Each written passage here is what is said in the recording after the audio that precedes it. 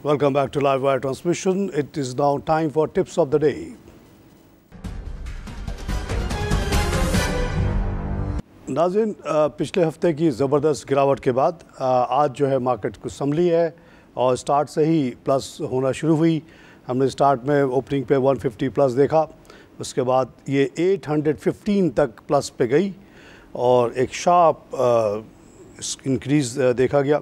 उसके बाद से सेलिंग आई और 442 प्लस पे पहुंची, 48,997 का लेवल, और अभी माशाल्लाह 566 प्लस पे खड़ी है, 49,122। ऐसा लगता है कि शायद मार्केट जो है अब स्टेबिलिटी की तरफ जा रही है। पिछले हफ्ते जो ह्यूज आउटफ्लो हुआ, स्पेशली लास्ट 2 डेज़ में $100 मिलियन का out of the frontier market and corresponding जो एंट्री ना हो पाई इमर्जिंग मार्केट के, उसकी वजह से बड़ी ज़बरदस्त गिरावट। साथ ही साथ बजट के जो नेगेटिव फैक्टर्स थे उसने भी लोकल इन्वेस्टर्स को काफ़ी डिस्टर्ब किया, उससे भी मार्केट ने इतनी बड़ी नेगेटिविटी ली पूरे हफ्ते, पिछले हफ्ते। तो उसके बाद अब देखते हैं कि कहाँ खड़ी होती है। मेरी ज़ाती राय अभी भी यही है कि the right level for may was 48 and the right level for June is 49 पे मार्केट अगर रुकती है तो I am more than happy. अभी बहुत सारे लोग बेच के निकलेंगे, लेकिन एक बहुत बड़ी एक्सपेक्टेशन है अभी भी, और है, होनी भी चाहिए कि इमर्जिंग मार्केट के जो बायर्स आएंगे तो वो हमें काफ़ी सपोर्ट देंगे। तो अगर 1,000 पॉइंट या लोकल इन्वेस्टर्स गिराते हैं और 1,000 पॉइंट वो बाहर वाले ऐड करते हैं तो नेट 49 पे मार्केट को स्टेबलाइज हो जाना जून के महीने में एन मुमकिन है। और इंशाल्लाह फिर जुलाई में 50,000 का जो हमारा कोऑर्डिनेटेड लेवल है वो इंशाल्लाह अचीव होगा और अचीव होकर स्टेबलाइज भी होगा, ये उम्मीद की जा रही है। जहाँ तक ये मार्केट उतरने चढ़ने का सवाल है, हमने ये देखा पिछले हफ्ते ये सारी एक्टिविटी जो होती रही वो रिस्ट्रिक्टेड थी 33 इमर्जिंग मार्केट शेयर्स में। उसको अगर हम एक अलग इंडेक्स बना दें आउट ऑफ दिस 100 इंडेक्स तो बहुत ज़्यादा बेहतर होगा, क्लैरिटी आएगी माइंड में। जहाँ तक बाकी शेयर्स का ताल्लुक था आउट ऑफ 100 इंडेक्स, वहाँ पे हमने देखा कि एक्टिविटी नॉर्मल थी, लेकिन 2-3 दिन वहाँ भी बहुत ज़बरदस्त गिरावट आई और बिल्कुल अनकॉल्ड फॉर। हमने देखा कि छोटे छोटे राइट्स जो उस वक्त बिक रहे थे लाइक पावर, आयशा, उनको भी लोगों ने गिराना शुरू कर दिया, जिसकी कोई जस्टिफिकेशन समझ में नहीं आ रही थी। तो उसको मैंने अपने ज़ाती तौर पे जहाँ तक हो सका समझाने की कोशिश की, लोगों को रोकने की कोशिश की। एक 1 पॉइंट पे 20 जिस दिन 2100 माइनस थी उस दिन, उसके बाद 1700 पे माइनस पे क्लोज़ हुई। उसके बाद दूसरे दिन थोड़ी कमी आए, उतनी क्वांटम नहीं रही और आखिरी दिन जो है 225 माइनस पे फ्राइडे को क्लोज़ हुई थी और आज जो है मार्केट फिर से प्लस हो गई है। तो आप लोगों से, जो लोग मुझे सुनते हैं, उनसे दरख्वास्त यही है कि आप अपने शेयर्स पे नज़र रखें।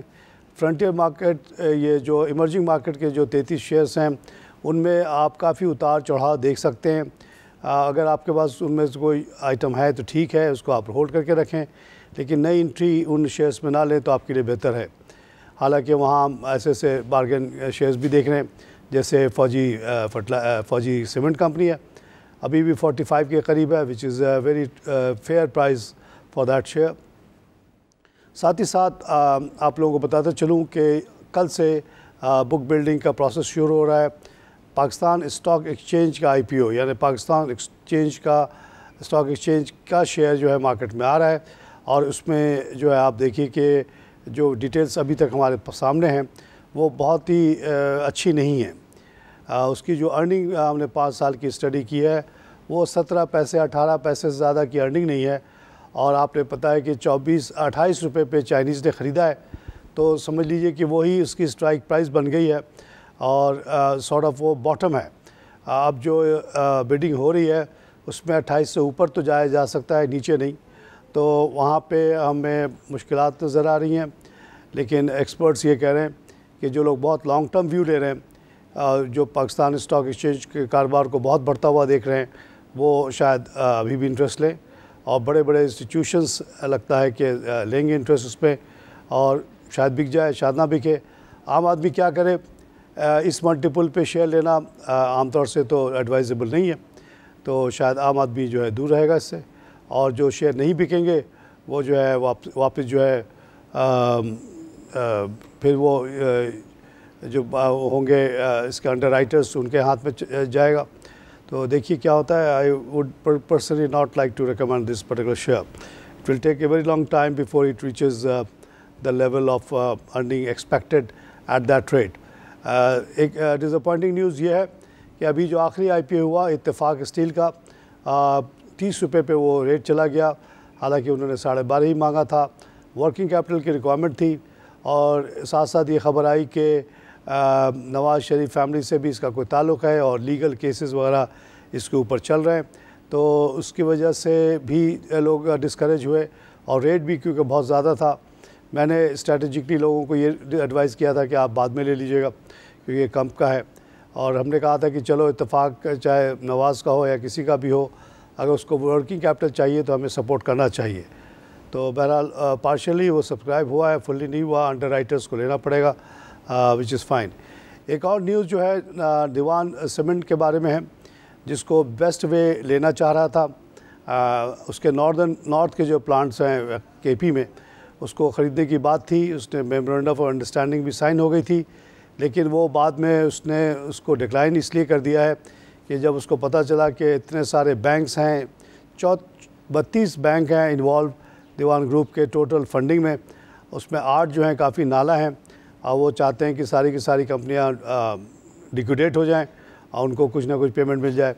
तो शायद वो कॉम्प्लिकेशंस की वजह से लोग जो है वो पीछे हट गए और बहुत ज़्यादा इंटरेस्ट नहीं ले रहे।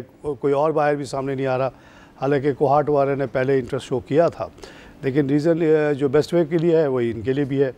Best way of course one of the biggest cement group, और वो always look out for small manufacturing bases like this, which would add up to their total capacity.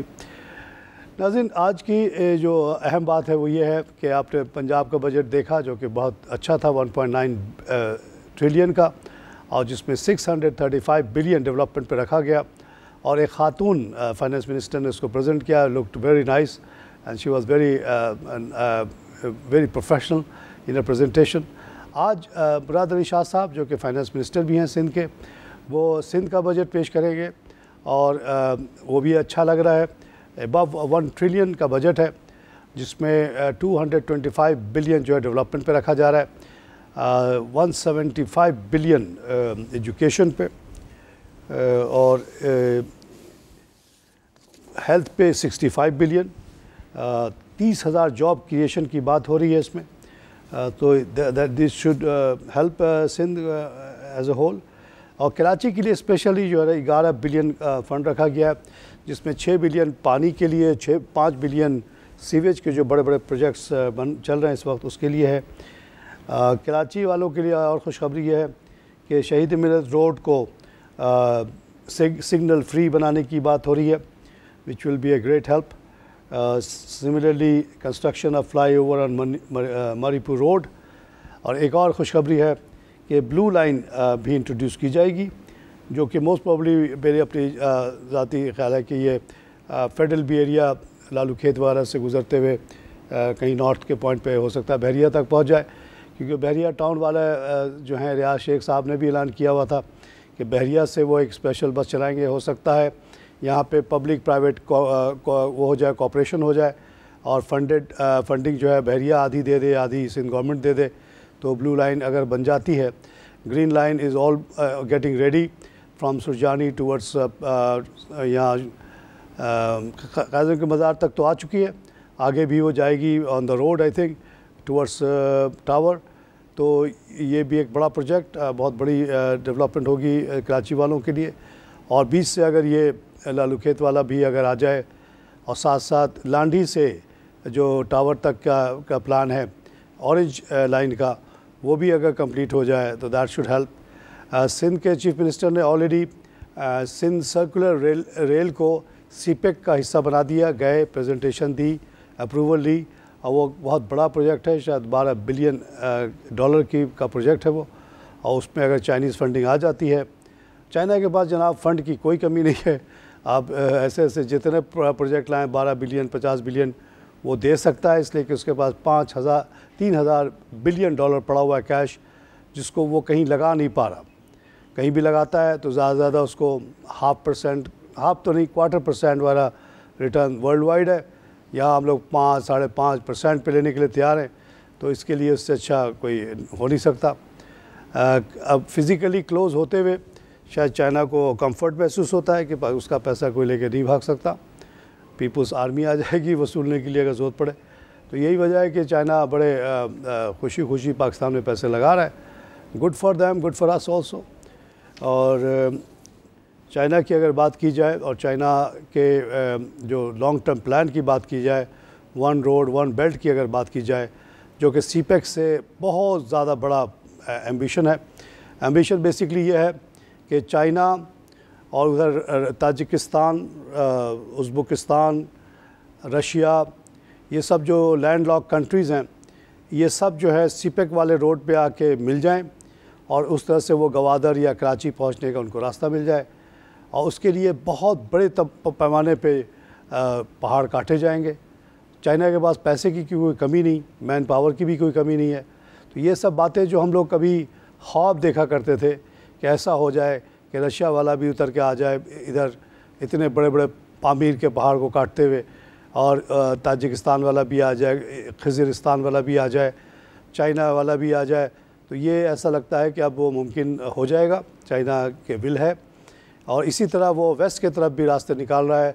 Already Tehran तक उसने रेलवे लाइन बिछा दी। Mostly they are trying to avoid Afghanistan, जो कि हमेशा ही unstable है, अनस्टेबल ही रहेगा। तो उसको बचते हुए जो है ना आगे उसके अंदर से भी गुजार रहा है, साइड से भी गुजार रहा है। बहरहाल ये पूरे इलाके की कनेक्टिविटी चाहता है। सिल्क रोड जो पहले ज़माने में मशहूर था, पहले कैमल पे और घोड़ों पे सफ़र होता था, तो ये ऊँचे ऊँचे पहाड़ क्रॉस करके पहुंच जाया करते थे। लेकिन अब तो मोटराइजेशन का ज़माना है, इसलिए रोड्स और ये सब बनाना बहुत ज़रूरी है। टनल्स बनेंगे, बहुत बड़ी तादाद में सीमेंट की बहुत बड़ी खपत होगी। नाज़रीन, आइए एक लाइव कॉल से बात करें। हेलो हेलो, लाइन ड्रॉप हो गई जनाब। नाज़रीन, एक और जो इम्पोर्टेंट कराची वालों के लिए ख़बर है वो ये है कि serious flaws in KE distribution and generation system detected by NEPRA. तो नेपरा जो है कह रहा है कि KE जो है प्रॉपरली काम नहीं कर रहा, और ये भी बहुत बड़ी वजह है इतनी बड़ी जो लोड शेडिंग अभी चल रही है। तो टिप के सिलसिले में मेरा अपना आप लोगों को मशवरा यही है कि अपने अपने शेयर्स जो आपके पास हैं उसको बिल्कुल होल्ड कीजिएगा। जो शेयर्स मैंने रेकमेंड किए हुए हैं फेसबुक वगैरह पे, उसको आप देख सकते हैं, वो स्टेबल शेयर्स हैं, उसको लेके आप छोड़ दें। ट्रेडिंग वेडिंग के तब बिल्कुल ना जाइएगा। ट्रेडिंग 1 जुलाई के बाद वैसे ही और टफ़ हो जाएगी, क्योंकि आप जितना दफ़ा ख़रीदेंगे बेचेंगे प्रॉफिट कमाएंगे उस पर 15% टैक्स लग जाएगा, नॉन फाइलर को 20% लग जाएगा। तो बचना, उस पर कमा के निकलना बहुत मुश्किल है। यही वजह है कि हमारे जो ब्रोकर्स हैं बहुत ज़्यादा नाखुश हैं इस बजट से। आइए लाइव कॉल से बात करें। वालेकुम अस्सलाम वालेकुम। ख्वाजा शाहिद बात कर रहा था। जनाब अली, सबसे पहले आपको रमज़ान में मुबारक हो, पूरी टीम को, आपके बिजनेस प्लस की। और दूसरी मैं कहता बजट तो बड़ा गवर्नमेंट ने बड़ा डेंजर दिया, बड़ा खतरनाक दिया, स्टॉक मार्केट के लिए दुश्मनी की पैदा कर दी इन्होंने। और मैं कहता हूँ कि गवर्नमेंट ने टैक्स डिविडेंड में 15% नहीं लगाना चाहिए था, कम करना चाहिए था। और ये टैक्स भी ज़्यादा 15% लगा दी 3 साल, इसको सर्व करना चाहिए था। गेन टैक्स सिर्फ 5% में लगा देना चाहिए। मार्केट देखना आइंदा में सब भाग छोड़े, इन्वेस्टर सब चले जाएंगे मार्केट छोड़ के। पहले भी कहते हैं 2008 में वही, उससे भी ज़्यादा गवर्नमेंट हाल करी। गवर्नमेंट दूसरी चीज़ पर टैक्स नहीं लगा रही। और आपने ये भी नहीं बताया कि फाइलर और अनफाइलर में कितना % डिविडेंड कटा जाएगा। गवर्नमेंट को फाइलर जो फाइलर है उनसे कम ले, जो अनफाइलर वो 20-25% है उनको ज़रा करेज करे, इसलिए मार्केट में रुझान बढ़ेगा। तो फाइलर का 15 है और नॉन फाइलर का जो है 20 है। बहरहाल दोनों ही रेट्स बहुत ज़्यादा हैं, और ये जो डे ट्रेडिंग होती थी इसको बहुत ज़्यादा डिस्करेजमेंट मिलेगी। ज़ाती तौर पे मैं उससे ज़्यादा नाखुश नहीं हूँ, क्योंकि मैं तो रेकमेंड करता हूँ कि आप शेयर लेके छोड़ दें। छोड़ देंगे तो काहे का टैक्स, काहे का गेन, ना गेन होगा ना टैक्स होगा। हाँ, डिविडेंड के ऊपर जो टैक्स बढ़ाया गया है उसको मैं बड़ा गलत समझता हूँ, क्योंकि ये डिस्करेजमेंट है। साथ ही साथ बोनस शेयर पे भी टैक्स लगा हुआ, वो भी बहुत गलत है। तो नाज़रीन, इसी के साथ आपसे इजाज़त चाहूँगा। अगले सेगमेंट में हम IT सेक्टर को डिस्कस करेंगे।